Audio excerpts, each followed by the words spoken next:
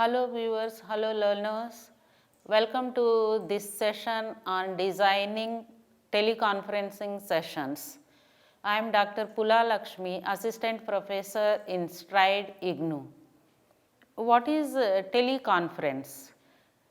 In simple terms, it is a meeting between one individual with many people through telephone or network connection located in same city or in different cities, states and countries. It is a real-time exchange of information between people. People can conduct meetings, trainings, demonstration, data transfer and etc.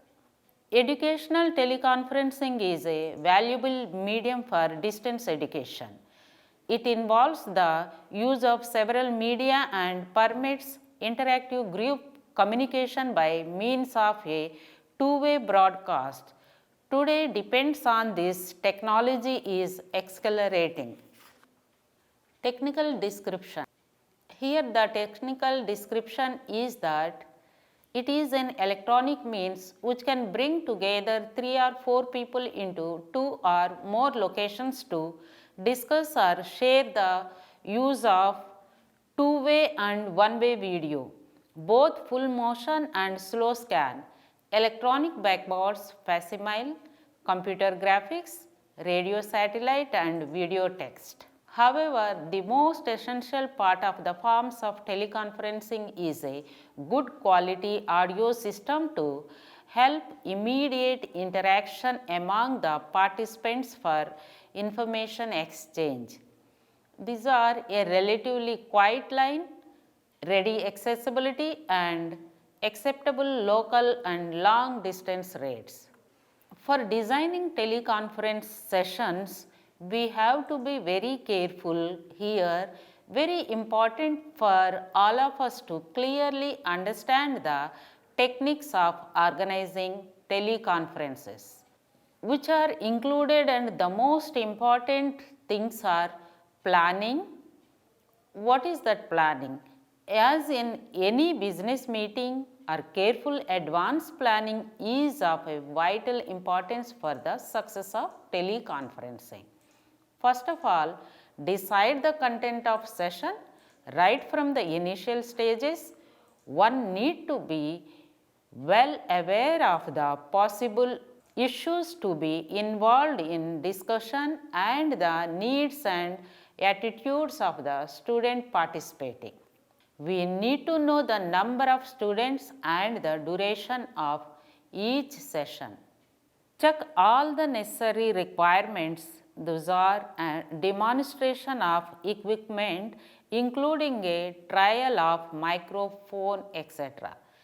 At the same time, we need to have the location, discussion with the technical staff involved in the operation of teleconferencing. Every operational details has to be discussed with them to avoid mid-conference failures. The second important point is that preparing materials. After initial planning, prepare supporting materials for the students. Educational teleconferencing should be enriched by the use of printed materials including charts and diagrams. What are those printed materials? The printed guides should reach the students well in time so that they can use these materials during the teleconferencing session and can actively participate in the discussion. The third important point is that preparing students. We have to well aware about the schedule and we should inform to the students. Preparing the student for active participation in teleconferencing is an important function of the distance education in charge of the conference. The student should know in advance about the content being discussed, objectives to be achieved and about the teleconferencing system. They should be psychologically ready to learn through talkback facilities and the preparatory activities should not take much time. Conduct in the actual sessions. This is the fourth important point. After preparing the students, the actual teleconferencing starts. The session should be interactive so that all the students can actively participate and learn as much as they can from the conference session. While conducting the session, we have to keep some do's and don'ts in mind. They are as follows. There is a need to add human touch and humor as and when required, provided it does not disturb the educational value of the discussion. It is important to set aside sufficient time for questions, answers and discussions so as to make the sessions as interactive as possible. Each student should be encouraged to actively participate in the discussion. Then after these four important points, the fifth one is a feedback. It is very important to improve the teleconference sessions. After the conference is over, we should cooperate with the students to satisfy their specific needs and requirements.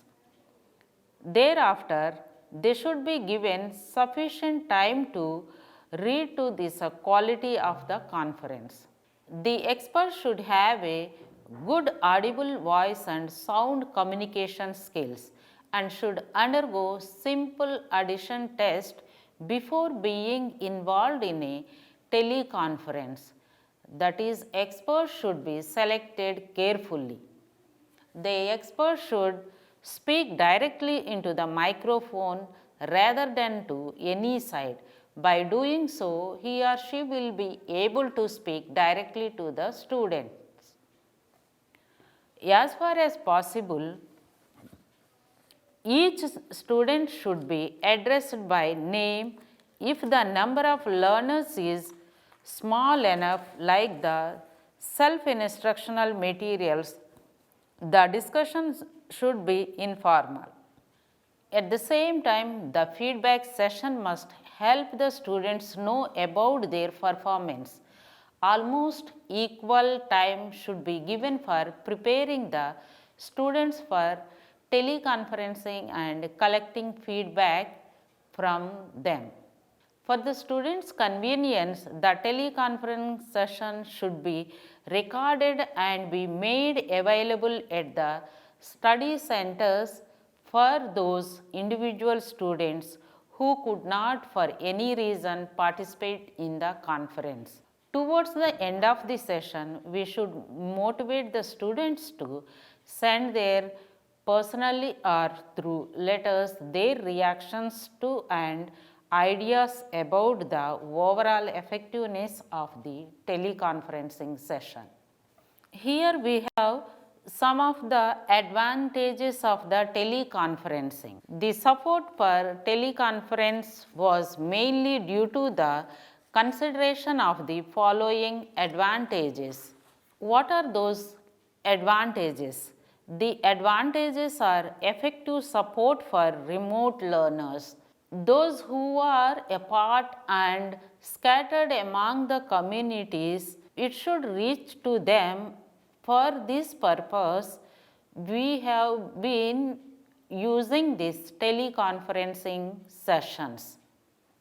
The next one is cost effectiveness. The cost for starting and operating teleconferencing system is relatively low in comparison with other available methods of serving remote learners.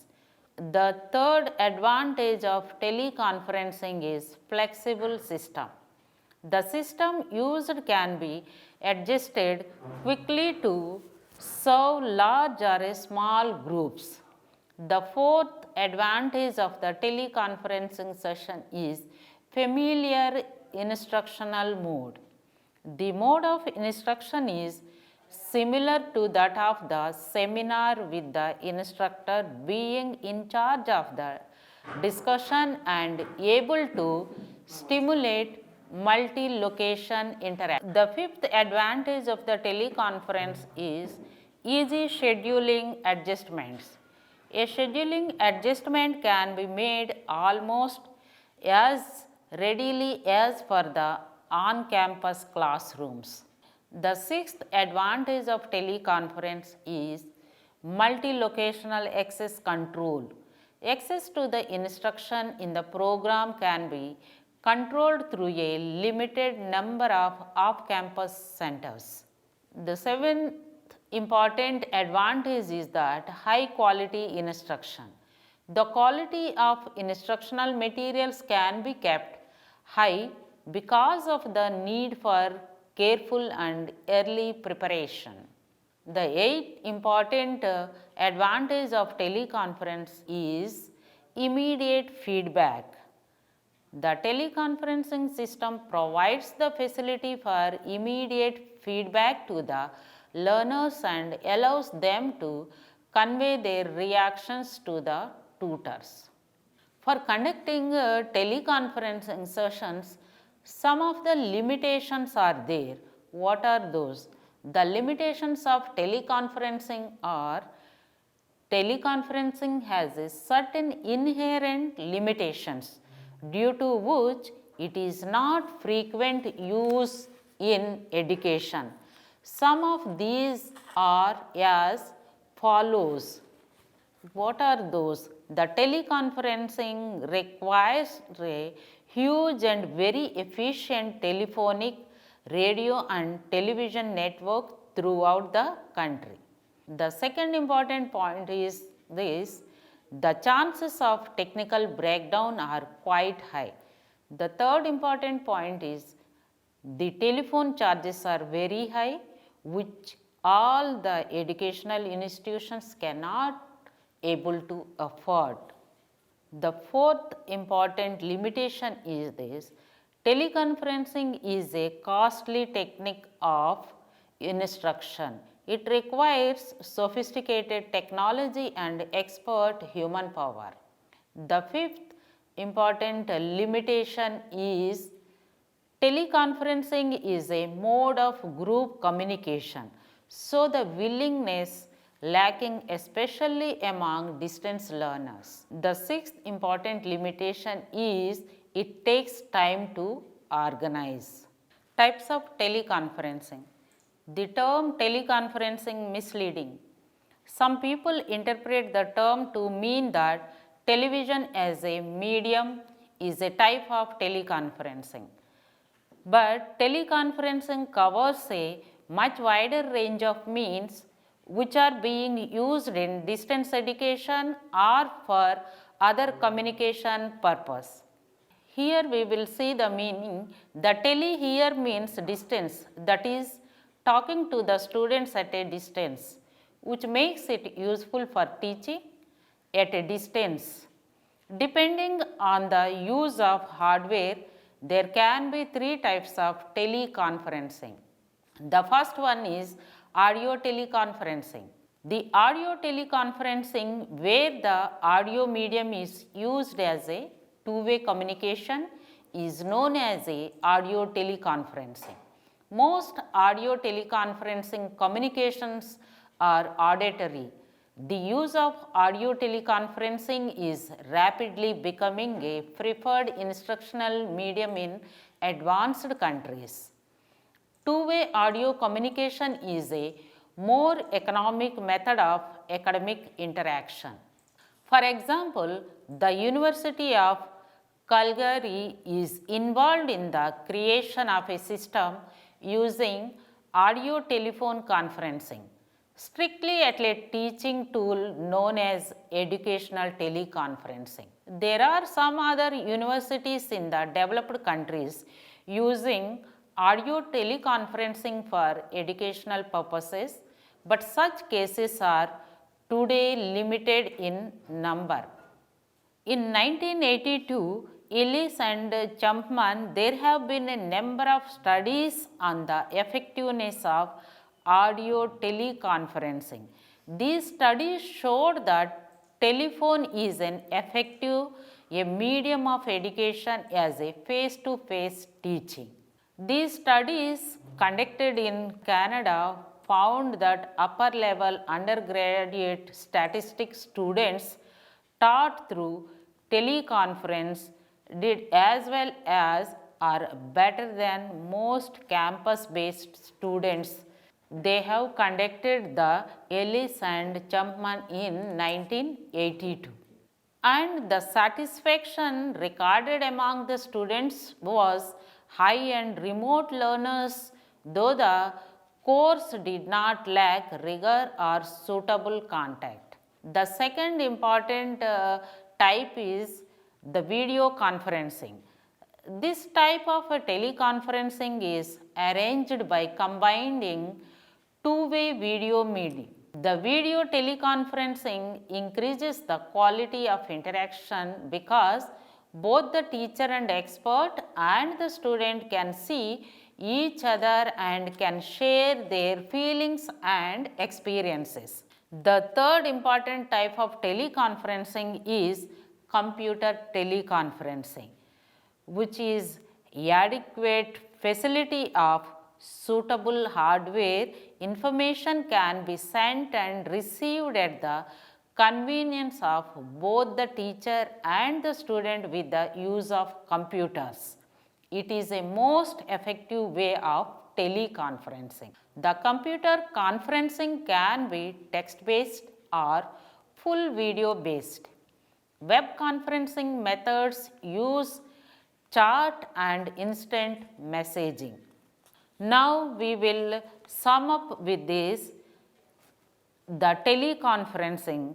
In this topic, the key points are summarized as follows, and here we are summing up various organizations in India, in developed and developing countries have conducted experiments in education and other areas by using this technology.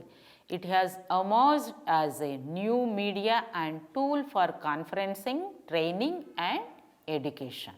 There are different types of teleconferencing which have their own advantages and limitations, which I have already discussed above.